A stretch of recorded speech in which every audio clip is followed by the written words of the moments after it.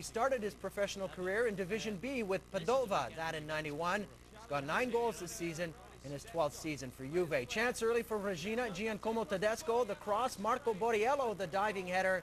And that one stopped by Gigi Buffon. Good connection here as Borriello does a good job of timing with the dive, but Buffon was there. He's considered as one of the best keepers in the world. Second half, Juve with some chances. Latan with this redirect, and it hits the crossbar behind Nicola Pavarini, and Regina would then clear the danger. Zlatan uses his height to get to the cross, and his attempt rattles off the crossbar. Then, moments after that, Marcelo Zalaeta with the ball across for Mr. Del Piero, and his strike hits the crossbar as well. Play would continue. Zalaeta receives the ball, and then it deflects to Mauro Camanoresi, and then he strikes from a short angle, but Pavarini, who was there, was under a bit of pressure. Del Piero gets under this ball, and he curls it over the keeper, and it's bang on the crossbar. Nice strike, and it was still goalless. But Juve kept it going. Jonathan Zabina down the right gives it to Zlatan, and he backheels it for Del Piero. Alone on the left side, and his strike to the right. 1-0 Juve. Goal in the 65th, and his 10th of the year. And after all these years, Del Piero keeps on scoring.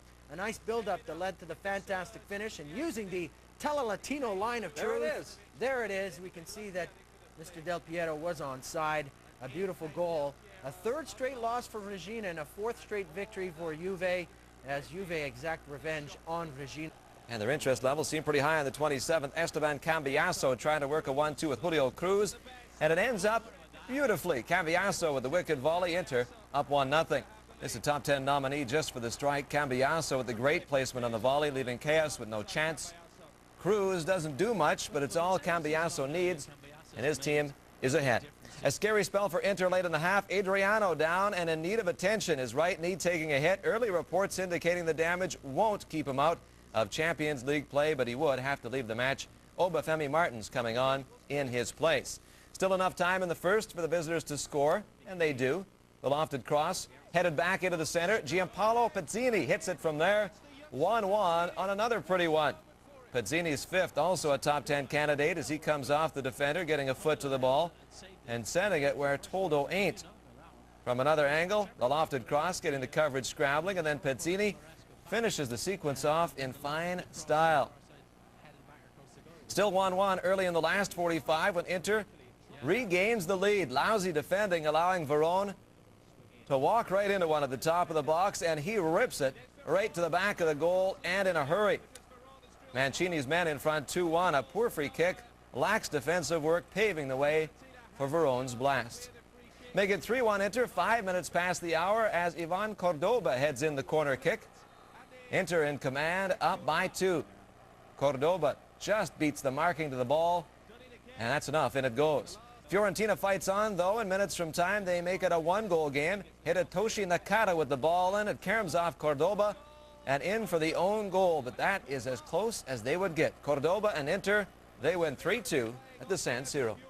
At the stand, playing in white, Clarence Seedorf to Kaká, outside to Kaladze. His cross to the far side is met by Hernan Crespo, and just like that, it's 1-0 Milan. This goal in the 64th, Crespo beating young keeper Giancarlo Cursi.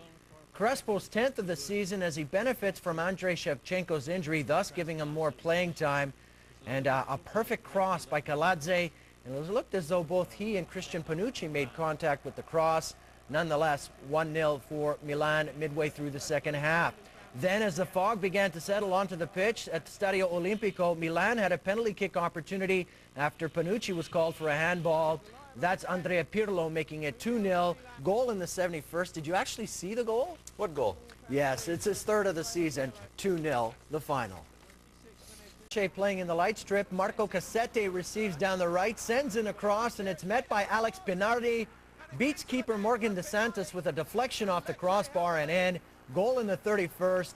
Lecce with the lead thanks to the work by Cassetti down the right flank. He draws a lot of attention as Pinardi sneaks behind the defense, and he looked pretty pleased about that goal. 8 minutes later, lead ball for Udinese's Suli Muntari. He's clipped by Lecce's Suleiman Diamuntane, and the referee's on the spot. Second yellow, that's a red. Lecce are down to 10 after just 40 minutes of football. On the replay, it's a simple trip, but but Diamutene is off to the showers. That seemed to spark Udinese. Damiano Zanoni cuts it back to the middle for David Di Michele. Drives it short side behind keeper Vincenzo Signano. Game tied at 1.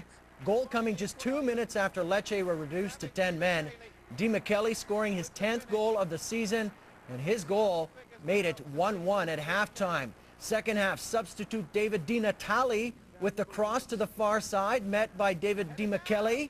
He picks the low right side corner on Signano, 2-1 with the goal coming in the 89th. Di Michele is the hero for Udinese as they try to capture a Champions League spot for next season. Lecce seemed doomed to record their 4th away win of the season, and the first half sending off certainly didn't help. The result, combined with Atalanta's surprise 2-1 triumph at Sampdoria, enabled Udinese to catapult into 4th place in the Serie A. Udinese